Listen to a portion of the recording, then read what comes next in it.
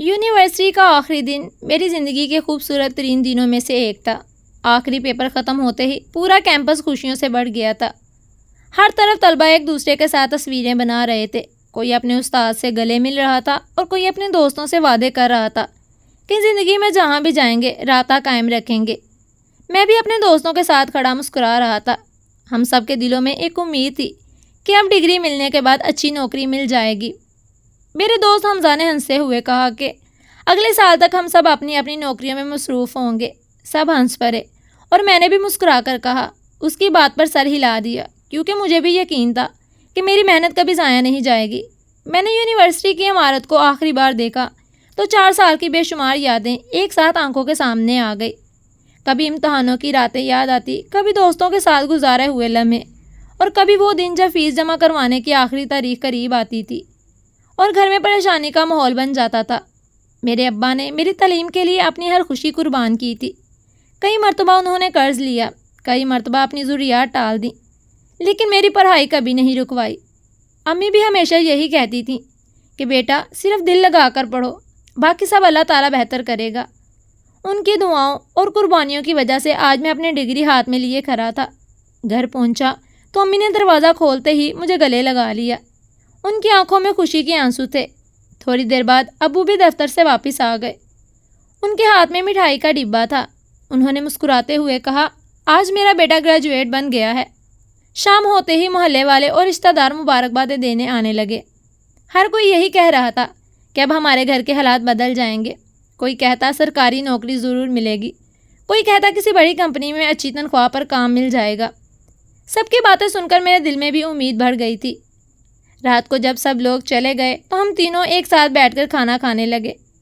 ابو نے میری طرف دیکھ کر کہا، بیٹا میں چاہتا ہوں کہ تم اپنی پہلی تنخواہ سے اپنی امی کے لیے خوبصورت تحفہ لے کر آؤ۔ انہوں نے تمہارے لیے بہت قربانیاں دی ہیں۔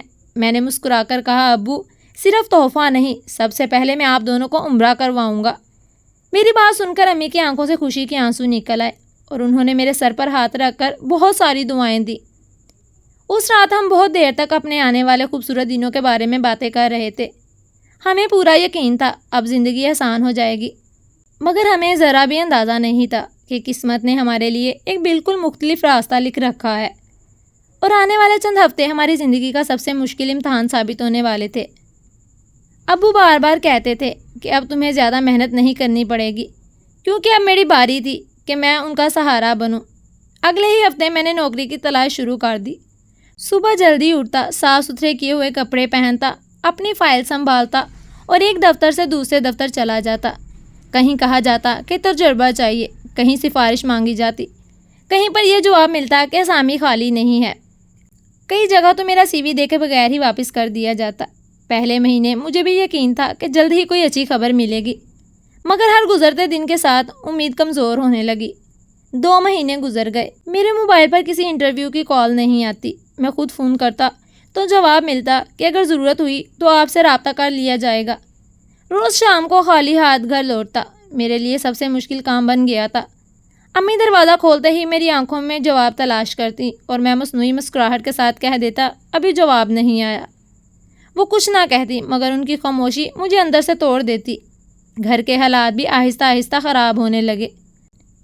ابو کی تنخواہ پہلے ہی بہت کم تھی، بجلی کے بل بھر رہے تھے، راشن کا خرچ پورا کرنا مشکل ہو رہا تھا۔ ایک دن میں نے دیکھا کہ امی باورچی خانے میں آٹے کے ڈبے کو بار بار دیکھ رہی ہیں۔ میں سمجھ گیا تھا کہ گھر میں صرف 1-2 دن کا آٹا بچا ہے۔ انہوں نے میری طرف دیکھ کر مسکرانے کی کوشش کی، مگر ان کی آنکھیں سب کچھ بیان کر رہی تھی۔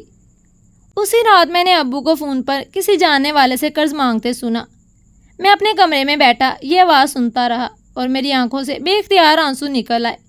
مجھے پہلی بار محسوس ہوا کہ بے روزگاری صرف انسان کی جیب نہیں بلکہ اس کا اعتماد بھی خالی کر دیتی ہے۔ میں نے ہمت نہیں ہاری، اگلے دن پھر نئی جگہوں پر درخواستیں دی، کچھ کمپنیوں میں ٹیسٹ بھی دیا، مگر ہر بار نتیجہ وہی نکلا۔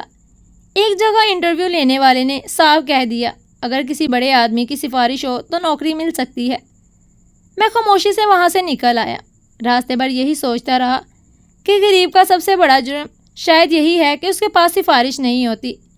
ایک شام ابو نے میرے کندھے پر ہاتھ رکھ کر کہا، بیٹا قسمت سے لڑنے کی بجائے کوئی چھوٹا سا کام شروع کر لو۔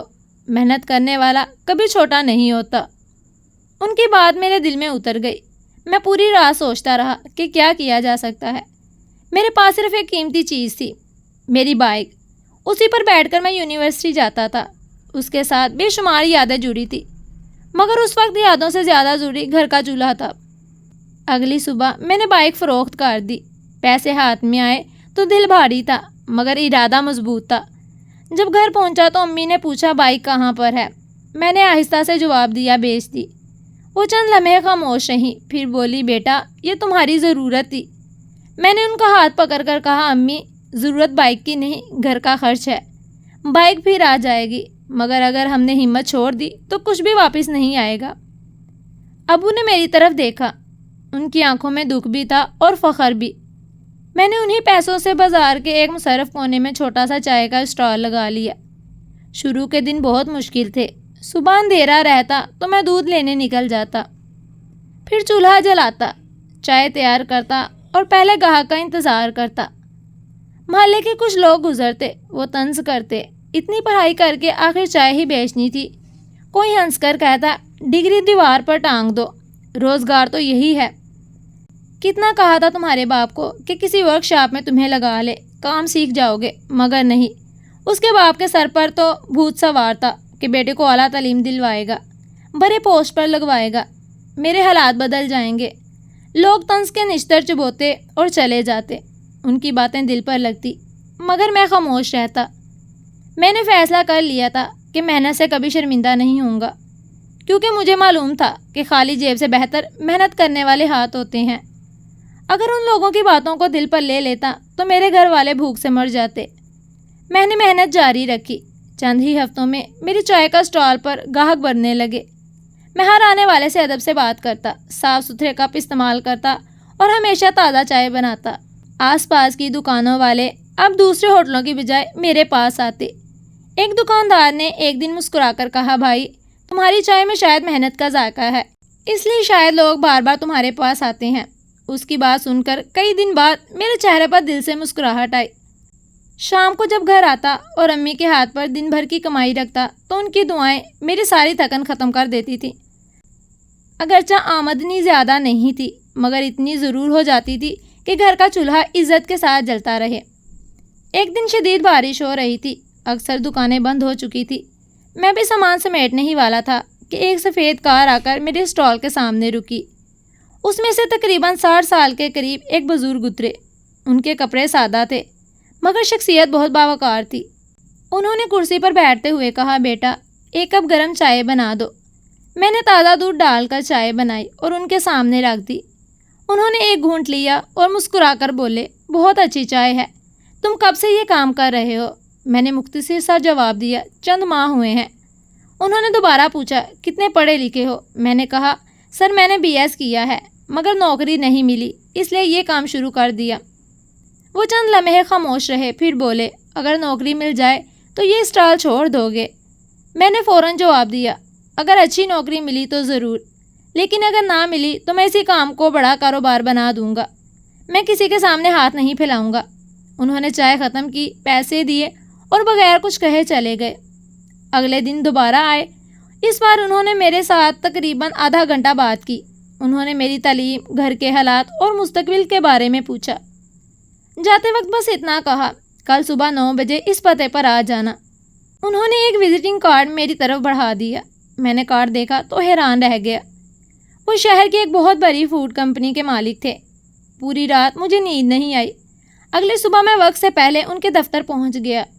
انہوں نے مجھے اپنے کیبن میں بلایا اور کہا کل میں نے جان بوجھ کر تم سے اتنے سوال کیے تھے، میں یہ دیکھنا چاہتا تھا کہ تم حالات سے ہارے ہوئے ہو یا لڑنے والے انسان ہو۔ پھر انہوں نے میری طرف دیکھ کر کہا مجھے ڈگری والوں کی نہیں، ایماندار لوگوں کی ضرورت ہے۔ میں نے تمہیں بارش میں بھی مسکراتے ہوئے چائے بیچتے دیکھا تھا، تم ہر گاہک سے عزت سے پیش آ رہے تھے، یہی خوبی کسی بھی کاروبار کی اصل طاقت ہوتی ہے۔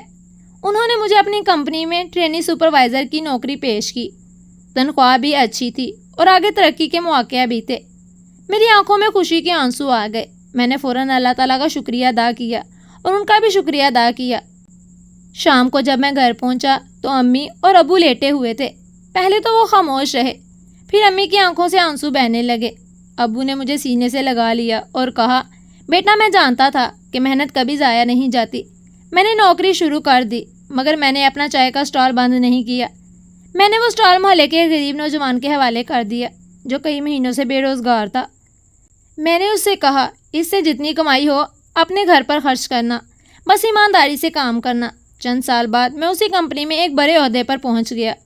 مجھے اب یقین ہو چکا تھا کہ کوئی بھی محنت چھوٹی نہیں ہوتی۔ انسان کو چھوٹا اس کا کام نہیں بلکہ اس کی سوچ بناتی ہے۔ اگر میں لوگوں کے تن سے ڈر کر گھر بیٹھ جاتا تو شاید آج بے روزگار ہوتا، مگر ایک چھوٹی سی چائے کے اسٹال نے مجھے صرف روزگار ہی نہیں بلکہ خودداری، حوصلہ اور وہ مواقع بھی دیے جس نے میری پوری زندگی بدل دی۔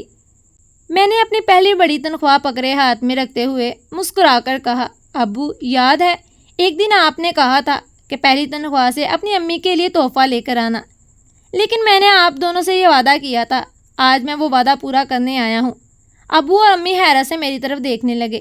میں نے آہستہ سے ایک لفافہ ان کے سامنے رکھا۔